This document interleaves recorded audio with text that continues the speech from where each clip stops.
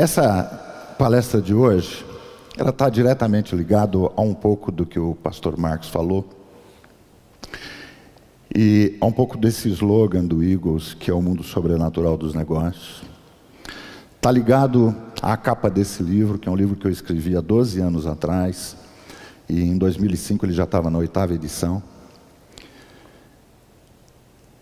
E quando eu fui convidado a marcar a palestra para a data de hoje, eu até brinquei no e-mail com a secretária do Marcos, dizendo: eu sou um servo, e um servo está lá para servir, né? E para mim foi muito bom, porque eu quero compartilhar com vocês algumas coisas que passaram pela minha vida e que de verdade mexeram comigo. E a primeira delas tem 12 anos de idade. Eu tenho 66 anos, esse livro eu escrevi, eu tinha 54. Esse livro na época arrebentou de vender, foi campeão, ganhou o prêmio de capa, foi um sucesso. Mas quando eu estava preparando o que eu ia trazer para vocês, eu peguei o livro e comecei a ler de novo, e li o meu livro mesmo, para mim mesmo, de novo. E o que mais me prendeu foi o primeiro parágrafo, quando eu abro o livro e está escrito agradecimentos, e eu digo: há 12 anos atrás, ainda não cristão, quer dizer, cristão eu acho que eu devo ter sempre sido, porque eu acho que o Senhor me carregou no colo durante muito tempo, né? Mas eu não tinha ainda participado da Igreja de Jesus, estando presente, aceitá-lo como meu Senhor, aquela coisa que a gente só faz quando o coração toca na gente. Então, 12 anos atrás, eu escrevi logo no primeiro parágrafo: agradeço ao Deus do meu coração por existir, porque todos nós somos guiados por uma força superior, por uma energia suprema, que nos põe de frente com a vida, e é essa a oportunidade que temos de poder realizar algo. Esse primeiro trecho do livro, obrigado, ele me coloca frente a trazer para vocês algo que foi motivo de me trazer felicidade, me trazer alegria, me trazer essa persistência toda que foi comentada aqui, que é exatamente a transformação, aquela que nasce de dentro para fora, né? E eu dei um nome para essa palestra, que é Largue a Panela. E eu já vou explicar por que nós vamos falar da pipoca, por que o Fernando Luna falou tanto da pipoca. Porque eu fiquei em dúvida se eu chamava a palestra de Largue a Panela ou Festa da Pipoca. E por uma razão muito simples. Porque eu comecei a traçar um comparativo entre o milho da pipoca e a minha própria existência. E eu descobri que o milho da pipoca, que é esse que está aí, que é bonito, mas que é duro, é resistente, não tem sabor, né? Se você pegar o milho da pipoca e tentar dar uma mordidinha nele, diferente do outro milho, que é o milho comum, né? Aquele que a gente dá para a galinha, ele não quebra, ele é duro, ele vai arrebentar o seu dente, principalmente se tiver lá uma obturaçãozinha. E ele é muito parecido com a gente, né? Nós somos duros, nós somos resistentes. A gente às vezes é duro de ser engolido e é duro de engolir, né? Às vezes a gente magoa os outros, às vezes se magoa também, exatamente como o milho faz quando ele é assim. Mas é engraçado, porque quando você pega este milho que está aí e coloca ele sobre o fogo, ele começa a estourar, ele começa a pular para todo lado, igual acontece com a gente quando a gente é colocado sobre o fogo da vida, o fogo que nos queima, né? Aquele fogo que mostra para a gente que a gente está errado, que as coisas não estão acontecendo como a gente queria. E aí eu fiquei pensando exatamente isso. Quando você pega o milho da pipoca e coloca no fogo, e esse fogo que arde na panela acaba fazendo com que esse milho estoure, pule dentro da panela feito um maluco, que é exatamente o que acontece com a gente, exatamente o que aconteceu na minha vida, né? O fogo da vida me pegou, pegou o fundo da minha panela e eu comecei a pular para todo lado, a reclamar para todo lado, mas eu comecei a pular também igual o milho. E o mais significativo disso é que o milho acaba se transformando nessa nuvem branca, saborosa, gostosa, que a gente se reúne com amigos para saborear, que a gente toma com um café, com um suco, que assiste um bom filme. Então aquele milho duro acaba se transformando na pipoca que a gente saboreia e que é padrão nacional, tá? Se alguém fala em ir no cinema, passa pela fila da pipoca. E a vida da gente é a mesma coisa, porque depois que a gente pula, mas a gente aprende com aquele fogo da vida, porque aquilo nos ensina, porque aquilo arde, aquilo faz com que a gente pare para fazer uma avaliação de que tudo está acontecendo, a gente também pode se transformar de dentro para fora, igualzinho o milho da pipoca. E também pode ficar saboroso, manso, as pessoas podem se chegar mais. Mas é engraçado que só isso não basta na história da pipoca. Às vezes, mesmo depois de estourar a pipoca, a gente pode virar um piruá.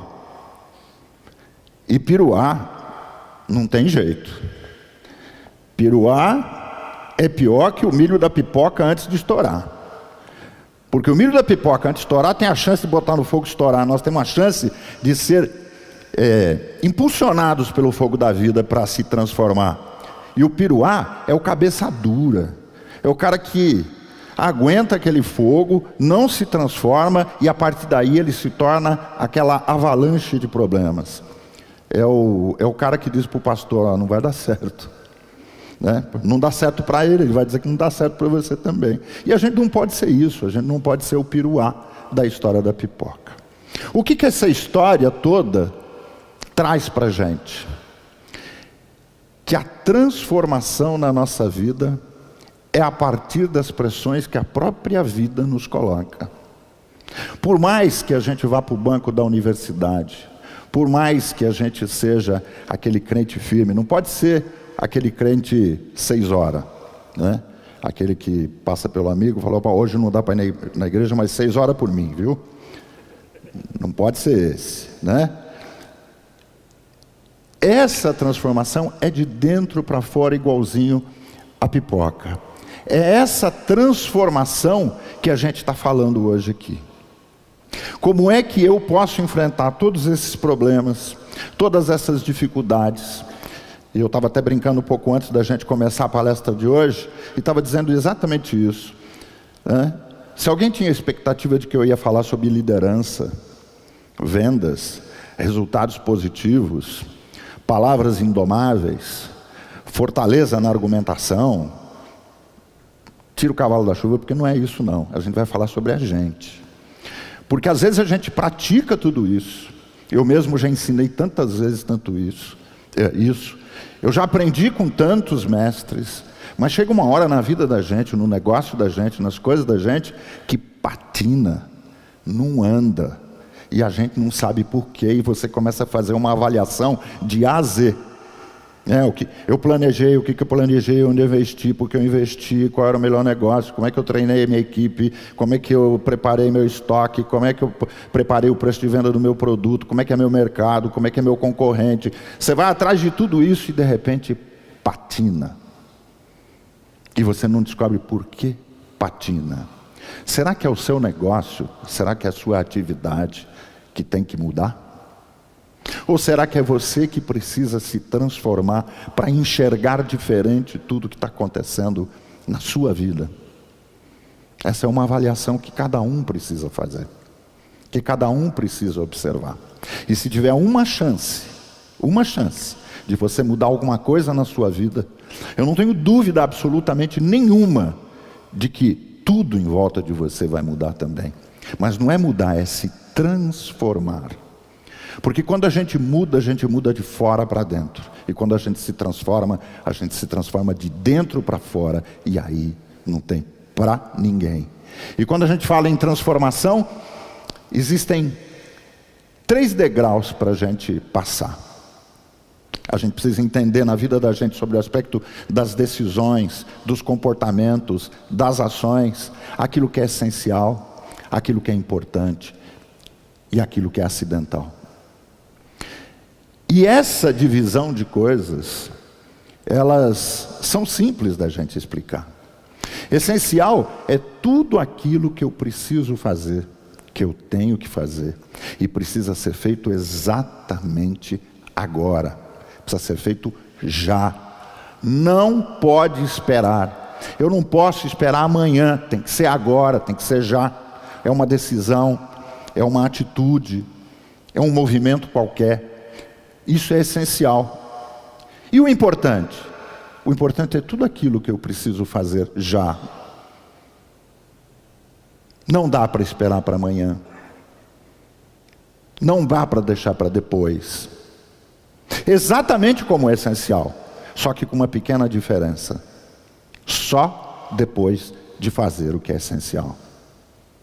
E o acidental? O acidental é tudo que vem depois e que a gente precisa fazer, mas que não tem prioridade. Então a divisão de prioridades na nossa vida é exatamente essa. E às vezes essa definição ela é muito estranha, né? E não fica muito clara. Mas eu me lembro de uma história de um professor de física num grupo em uma universidade, e que ele, na frente dos seus alunos, ele pegou um vidrão desse tamanho, grandão, e aí ele pegou pedras de uma certa circunferência, mas eram pedras grandes, e ele encheu o vidro. Aí ele virou para a turma dele e disse: o vidro está cheio? E a turma toda respondeu que sim. Aí ele falou assim: espere um pouquinho. Aí ele pegou uma caixinha que estava do lado, com pedregulhos, e juntou punhados de pedregulhos e jogou dentro do vidro. E incrivelmente os pedregulhos foram se ajeitando, correndo por meio daquelas pedras maiores, e foram se ajeitando e completando os vazios do vidro. E aí ele perguntou para a plateia dele, para os alunos: o seu vidro agora está cheio? Aí todo mundo respondeu maciçamente: não, agora sim, professor, agora está cheio. Ele falou: espera um pouquinho. E aí ele pegou uma outra caixinha que estava do lado, cheia de areia, pegou punhados de areia e jogava dentro do vidro. E a areia ia encontrando os espaços por meio das pedras grandes e dos pedregulhos e foi enchendo o vidro. E aí ele terminou, virou para a classe dele e disse: olha, agora verdadeiramente o vidro está cheio. Mas para que ele esteja cheio, eu precisei primeiro pôr dentro do vidro as pedras grandes, só depois as pedras menores e só depois a areia. Se eu tivesse colocado a areia antes de tudo, com certeza não caberiam qualquer outra pedra. E é a pergunta que eu quero fazer para vocês: como é que está o vidro da vida de vocês? Vocês estão colocando a areia do que é acidental na vida de vocês para encher o vidro primeiro? Ou vocês estão se preocupando a colocar no vidro da vida de vocês primeiro aquilo que é essencial, para depois pôr o pedregulho que é importante e só depois colocar o que é essencial? É esse ritmo, é na esteira dessa história, é no viés dessa explicação do professor que a gente começa o processo de transformação na nossa vida. Tendo a habilidade de poder entender que para se transformar a gente precisa cumprir esses caminhos. Sem esses caminhos, dificilmente eu vou conseguir a minha transformação. Porque só se transforma quem se sente interiormente confiante para poder exercitar a sua transformação. Esse poder de transformação existe em todos nós, mas a gente precisa exercitar a vontade de se transformar, a vontade de pegar o nosso vidro da vida e começar a trabalhar as nossas coisas dentro das suas prioridades. E essa vontade é a vontade de querer, a vontade de fazer, a vontade de realizar. E todos nós temos essa vontade. E essa vontade é algo que pode fazer com que a gente movimente o mundo. Está nas nossas mãos. É só fazer. A gente só precisa tomar cuidado em não racionalizar esse processo de vontade. porque é uma coisa incomum em nós que somos seres falíveis, né? Que cometemos nossos erros. A gente sempre está pronto para justificar uma tomada de decisão. E às vezes a vontade da gente é fazer uma coisa, mas o que a gente deveria fazer era ter vontade de querer fazer o que era certo. E a gente desvia às vezes desse caminho. A gente sai por uma estrada vicinal, né, por um atalho, e acaba cumprindo aquilo que a gente tem vontade, mas que não era o que a gente deveria de verdade fazer. E essa coisa da vontade ela é muito complicada, porque invariavelmente a gente exercita a nossa vontade, e como disse o pastor, a gente não conversou antes, aliás faz quase um mês que a gente, ou mais que a gente não se vê, mas o que ele disse é exatamente o que eu penso quando eu falo de vontade, né? E a base bíblica é clara para mim nesse sentido, e ficou mais clara hoje ainda.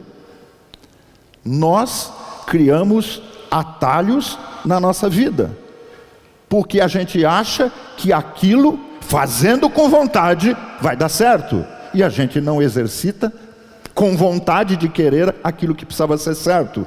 E o que é certo? É a vontade de Deus. Não é só a nossa vontade. Nós somos permeados por uma vontade que é superior a nós. E essa vontade de Deus pode transformar a nossa vida se a gente tiver a sensibilidade de entender tempos, movimentos, ocasiões. Ter a habilidade de poder entender que nem sempre eu consigo fazer algo acontecer. Às vezes eu aprendo muito com aquilo que eu estou tentando fazer e não é a minha hora. Tem um trecho na Bíblia que eu acho fantástico e fala que tem hora de plantar, tem hora de colher, né? Tem hora de viver, tem hora de morrer. Tudo tem hora. Deus tem um tempo certo para cada uma das nossas coisas, e a vontade dele é que vai prevalecer sobre todas as outras coisas, por mais que a gente queira ser efetivamente maior do que ele. E tem muita gente que se acha Deus, e às vezes eu brinco, deixa Deus ser Deus, né? Fica na tua, sai de lado, deixa ele passar, só vai atrás.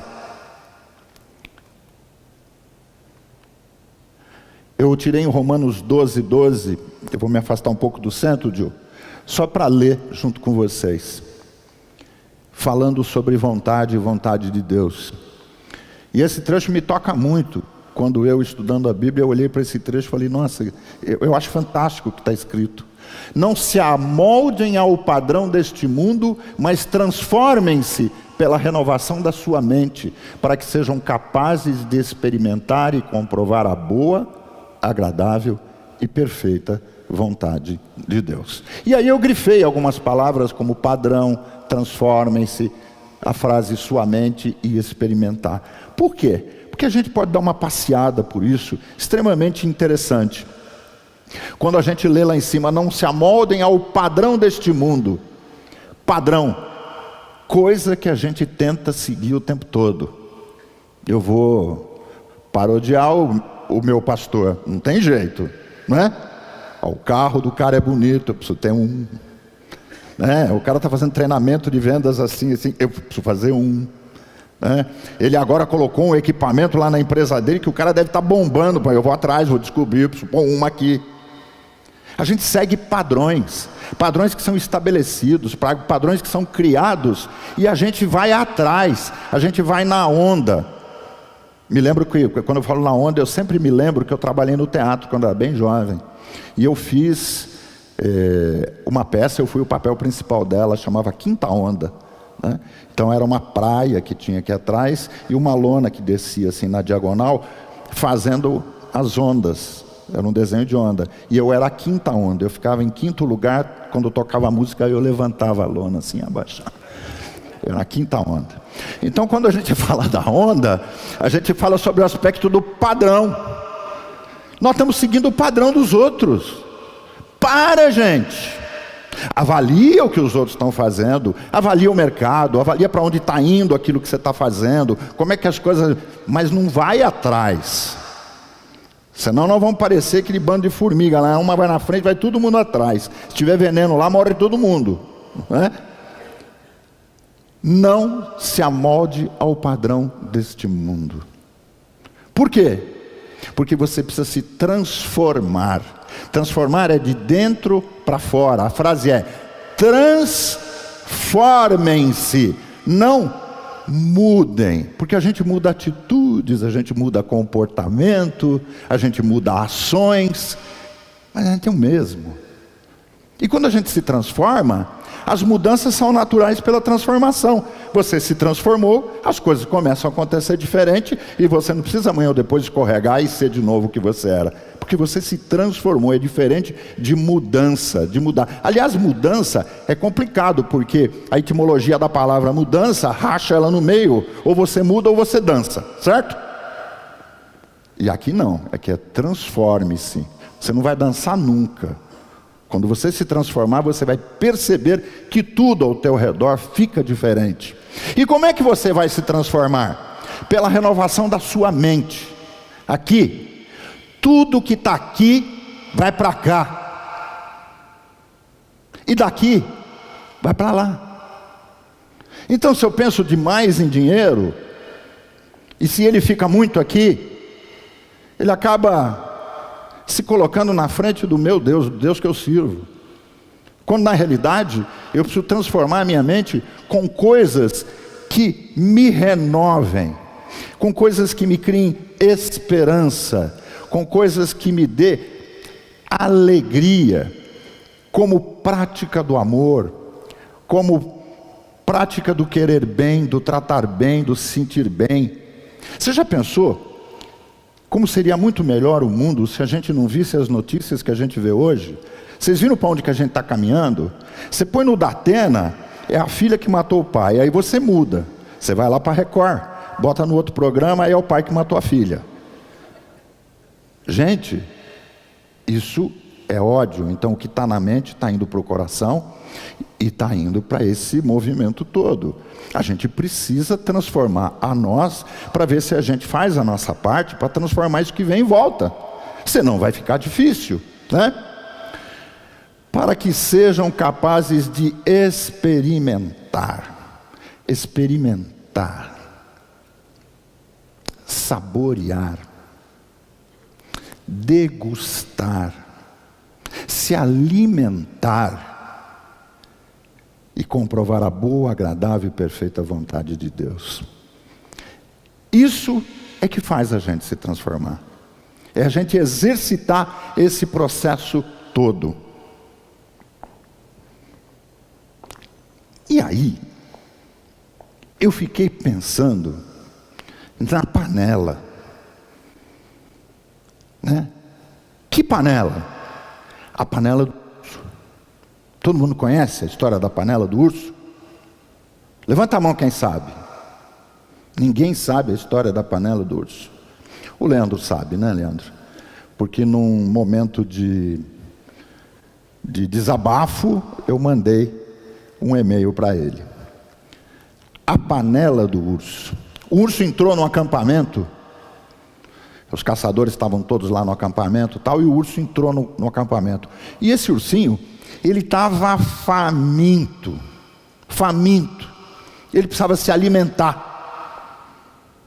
Quando ele entrou no acampamento, os caçadores não estavam lá naquele instante, mas ele se deparou com um caldeirão enorme que estava fazendo a comida dos caçadores, com aquele fogo lá, queimando, igual fogo para estourar pipoca, igual o fogo da vida, lá queimando, e ele naquele desejo de se alimentar, foi com tudo para cima do caldeirão, abraçou o caldeirão, apertou contra o peito, enfiou aquele cabeção dentro do caldeirão e começou a comer a comida, naquele desejo de saciar a fome dele.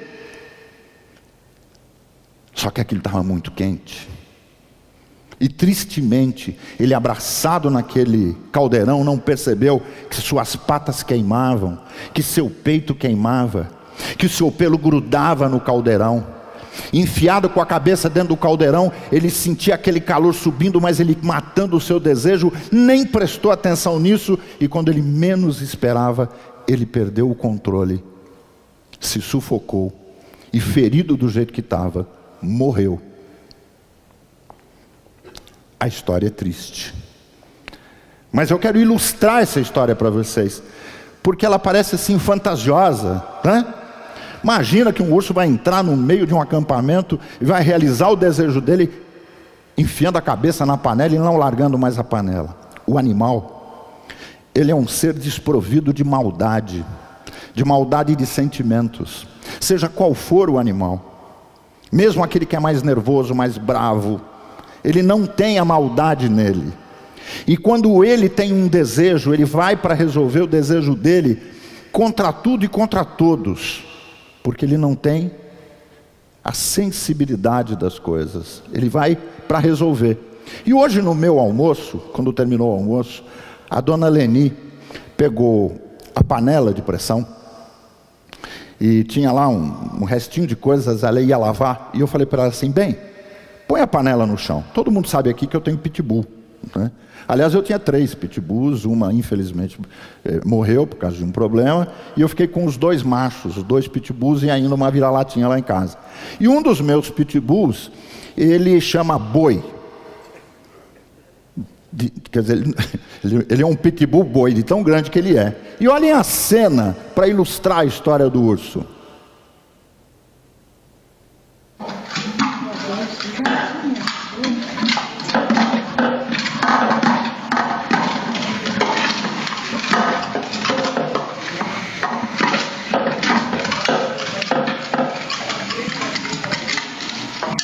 Não tem mais nada dentro da panela. Não tem mais nada.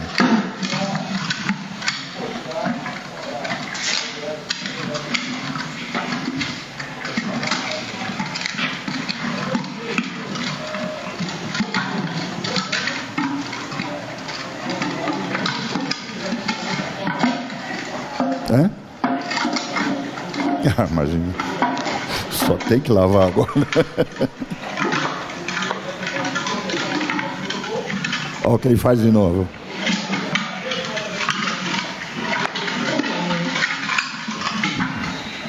Olha o que ele faz de novo.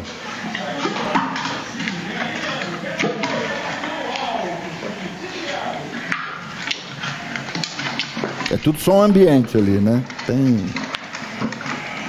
Não está editado, não está nada. Até que ele...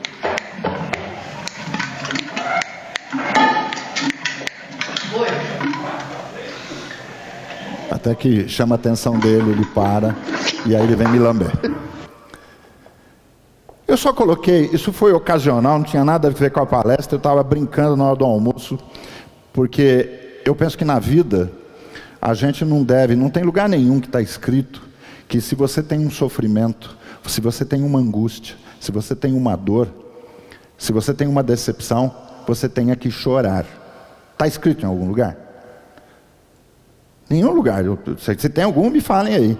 Olha, quando você tem isso, tem que chorar. Tem? Não tem. Então assim, por pior que seja o momento na minha vida, eu deixei o choro de lado. Eu uso o riso como contemplação da alegria da minha vida. Porque o maior milagre que Deus podia fazer é o da vida. E eu tenho esse milagre. Esse eu já recebi. Né? Então, na hora do almoço foi uma diversão, porque a gente estava brincando com os cachorros e de repente cismei, pedi para colocar a panela para ele lá e ele fez isso. Depois, quando eu estava preparando meu material na parte da tarde, eu falei assim, o filme que eu fiz agora, ele ilustra direitinho a história do urso. Porque muitas vezes a gente parece exatamente esses animaizinhos. A gente se agarra nos nossos desejos, vai para cima da panela, abraça ela, enfia a cabeça lá, não tem mais nada para tirar dali, e a gente continua insistindo lá. Eu acho que eu ouvi essa palavra hoje aqui, não é? A gente continua insistindo com os nossos desejos, com os nossos prazeres, com as coisas que a gente sabe que não vai dar certo, e a gente não larga a panela. Por isso o título da palestra, largue a panela. Largue as coisas que estão te fazendo mal. Largue os dissabores, as mágoas, os desentendimentos, as brigas, as insatisfações. Larga, deixa de lado, larga a panela. Tem que partir para outra. Tem que ser diferente. Tem que fazer a diferença. Volta para mim. Opa, voltou. Aí. E aí, André, você queira ou não, foi quem me tocou há algumas semanas atrás, quando depois da palestra, você usou de um trecho da Bíblia para colocar a palavra estratégica. E foi essa, se eu não me engano. Efésios 6, 10 a 13. Capítulo 6, versículos 10 a 13. E eu comecei, desde quando você colocou isso, eu fiquei ruminando em cima disso. Porque esse trecho todo fala algumas coisas que são fantásticas, né? E aí eu comecei a fazer uma análise crítica da necessidade que a gente tem de transformar nós mesmos e a todas as coisas, e que a gente às vezes não vai para o lugar certo, a gente não encontra o que está de verdade acontecendo, e a gente faz uma análise errada dos nossos negócios, das nossas ações. Tua palavra foi em cima disso, não é isso? Mas na tua palavra você dizia exatamente sobre regiões celestiais e da batalha espiritual que existe nas regiões celestiais. E que isso está presente nos dias de hoje, como sempre esteve. Porque onde há Deus, de um lado, com o exercício do bem, e tem do outro lado Satanás, com o exercício do mal, essa luta espiritual, essa guerra, porque entre os dois é uma guerra espiritual, está lá nas regiões celestiais. E aí eu fiquei ruminando, tá bom, e como é que eu saio disso? Que força extrema eu preciso ter, além da transformação das minhas emoções, porque a emoção está aqui, vem para cá e vai para cima. Como é que eu faço para ir lutar nessas regiões celestiais? E eu fui estudar, eu fui perguntar, eu fui atrás, eu fui ler, eu fiquei em cima, e eu falei, não, o caminho é esse, o sobrenatural de Deus nos nossos negócios. E lendo Efésios de novo, finalmente fortaleçam-se no Senhor e no seu forte poder, vistam toda a armadura de Deus para poderem ficar firmes contra as ciladas do diabo, pois a nossa luta não é contra seres humanos, mas contra os poderes e autoridades, contra os dominadores deste mundo de trevas, contra as forças espirituais do mal nas regiões celestiais. Por isso, vistam toda a armadura de Deus para que possam resistir no dia mau e permanecer inabaláveis depois de terem feito tudo. E eu grifei alguns trechinhos, igual eu fiz naquele capítulo que a gente leu anteriormente. Fortaleçam-se no Senhor e no seu forte poder. Se a gente quiser ter alguém que nos lidere, que lute junto com a gente, que transforme a nossa vida, que transforme as nossas decisões, que transforme o nosso coração, só tem um. É o Senhor. E através do seu forte poder. Ele pode tudo. Por isso que a gente chama ele de Senhor dos Exércitos, Rei dos Reis, Médico dos Médicos. Não é isso? Por conta do seu forte poder. E como é que a gente exercita o forte poder de Deus, do Senhor, do Pai? É só a gente pensar isso. Como é que a gente exercita o poder do Senhor, do Pai? A palavra também diz que você só vai ao Pai através de Jesus. Então o caminho está aí. É a gente ir ao Pai através de Jesus. Por isso que quando a gente ora, a gente fala sempre em nome de Jesus, que é para poder levar ao Pai. Agora tem algo que realmente reforça o seu forte poder. É a autoridade e é o poder do nome de Jesus. Isso é muito forte, e é isso que nos dá a segurança, a garantia, a verdade do nosso fortalecimento no Senhor. E aí ele diz, um pouco mais para baixo, que a gente deve ficar firme contra as ciladas do diabo. E por que ele fala isso? É simples da gente comparar na nossa vida.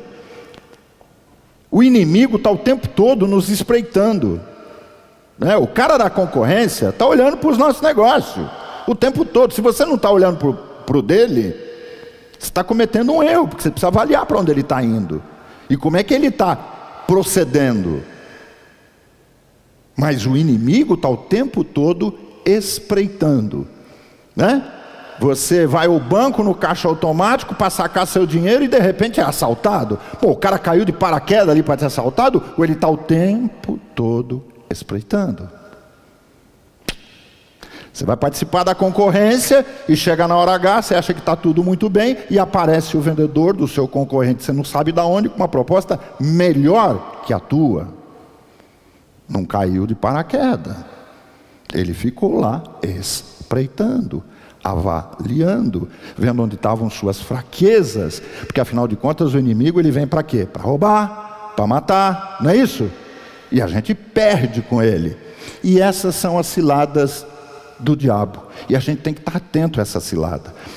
Para estar atento a essa cilada, como é que o bandido não assalta você no caixa automático? Se você tiver com o delegado do teu lado, né? Você fala assim, liga para a delegacia e fala assim, delegado, eu vou sacar o dinheiro lá no caixa automático, o senhor vai comigo? Aí o cara bota 5 carros com ele, uns caras com um monte de distintivo, e ele vai com você no caixa automático. Você acha que o cara, motoqueiro com o cara na garupa, vai descer, meter um revólver na tua cabeça e te tirar dali? Por quê que ele não vai fazer isso?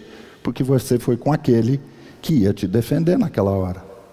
É por isso que você precisa usar o forte poder do Senhor. Ele precisa estar com você, para você escapar das ciladas do inimigo. E aí ele diz um pouquinho mais para frente, pois a nossa luta não é contra seres humanos, mas contra os poderes e autoridades. O que ele fala ali? Ele fala nossa luta. É nossa, a luta é nossa. Ele não fala, a luta de Deus contra Satanás. Ele não fala isso lá no trecho. Ele diz assim, a nossa luta. Essa luta é nossa. Essa batalha é nossa. E se ela é nossa batalha, nós precisamos de alguma forma eleger formas de defesa para poder entrar nessa batalha e sair vencedores. E só tem uma. É o forte poder do Senhor. E onde ela acontece? Nas regiões celestiais. Lá em cima. Não é aqui. É lá em cima. Então não adianta você botar uma 45 do lado. Você pode pôr a Bíblia embaixo do braço, mas um 45 do lado não vai resolver. Você não vai brigar com ninguém que está do seu lado, não. O negócio é aqui em cima. E se é aqui em cima, você precisa se vestir com a armadura de Deus. Porque a gente é ovelha, a gente é carneirinho, enquanto a gente é o filho de Deus, como nossos filhos são para nós. Nós somos o pai, eles são os filhos. Então assim, são desprovidos, precisam de atenção. Às vezes você precisa puxar um que está se desgarrando, aí você precisa cutacar o outro que não quer estudar. Não é assim com o filho da gente? Assim nós somos para Deus. Mas chega uma hora que a gente descobre que é a nossa luta. E na hora que a gente descobre que essa luta é nossa, a gente não pode entrar numa batalha, numa guerra como carneirinho, como cordeirinho, como ovelha. Nós temos que entrar como soldado. Soldado de Deus, do exército de Deus, para poder entrar nessa batalha. E como é que vai um soldado para uma luta? De armadura. É isso que a gente precisa criar dentro da gente, essa armadura de Deus. E ele finaliza depois dizendo assim, depois de terem feito tudo. O que é depois de terem feito tudo? No meu pouco entendimento, eu preciso trabalhar a minha mente, eu preciso trabalhar o meu coração, para poder fazer com que tudo isso aconteça na minha vida, e o que eu tenha essa relação de intimidade com o Senhor, para poder realizar todas as minhas coisas. A isso a gente dá o nome de libertação, né? E essa libertação ocorre através só de 3 coisas. Fé. Alguém acredita que se eu puxar o cabo, aquela luz apaga? Acredita, não acredita? A fé é exatamente isso, acreditar que algo pode acontecer, mesmo que a gente não saiba como aquilo chega até. Como é que eu aperto o interruptor e a luz acende, eu aperto o interruptor e a luz apaga? Nós sabemos que a energia elétrica, que é o cabo, é o positivo com o negativo, mas você vê a energia? Você vê ela passando lá? Ela transitando pelo cabo? Não vê. A fé é assim, a gente precisa crer. Ter fé é acreditar naquilo que a gente não vê, mas sente. Isso é fé. E a prática da fé nos liberta. A segunda é a oração. A oração, junto com a fé, nos faz movimentar toda a nossa vida. A nossa vida pessoal, nossa vida de relacionamento, nossa vida nos negócios. A gente precisa estar orando o tempo todo. Não esquecendo, eu brinco muito com isso, com a etimologia da palavra. Você cortar lá no meio, orar e ação. Não adianta orar e sentar na beira do palco e ficar esperando acontecer. Tem que agir, tem que ir atrás, tem que fazer alguma coisa. Quando Deus deu a vida de volta a Lázaro, ele chegou lá na frente da pedra e falou assim, deve ter feito mais ou menos assim, tira essa pedra aí, o milagre é comigo, mas tira a pedra aí. E ele podia, acho que, com tudo que ele tem de poder, ele podia falar assim, pedra, sai, a pedra ia sair, né? Mas por que ele fez isso? Porque tem uma parte na vida que pertence a nós. As nossas decisões, os nossos caminhos, a nossa energia, a nossa força, a nossa luta é com a gente. E ele vem com o lado espiritual, o lado sobrenatural, que a gente às vezes não consegue realizar. E a terceira, eu vou colocar aqui, porque é uma coisa que eu tenho praticado na minha vida, que é o jejum. E aí não tem para ninguém. E jejum não é ficar só sem se alimentar. Moldar a alimentação é uma coisa importante no jejum, né? Mas mais do que a alimentação às vezes, é fazer jejum daquelas coisas que em teoria são tão importantes para a nossa vida, né? Que é o jogo do domingo à tarde, que é a novela das 8, que... Às vezes fazer jejum disso nos coloca numa sintonia maior com o nosso Deus, e a gente passa a ter, além de uma intimidade maior com Ele, a gente absorve melhor essas coisas sobrenaturais dele. Mas tudo isso, gente, só depende de cada um de nós. Não depende mais de ninguém. Não adianta culpar o vizinho, culpar o concorrente, mas também fez isso, mas também... Não adianta. É a gente com a gente mesmo. Só depende de vocês. O amor de Deus, ele é presente, é verdadeiro, ele está aí. Jesus ama cada um de vocês. E não importa se você está ou não passando por algum problema, mas quem esteja passando por um problema, coloca nas mãos dele. E tente a sua transformação através desse amor de Jesus.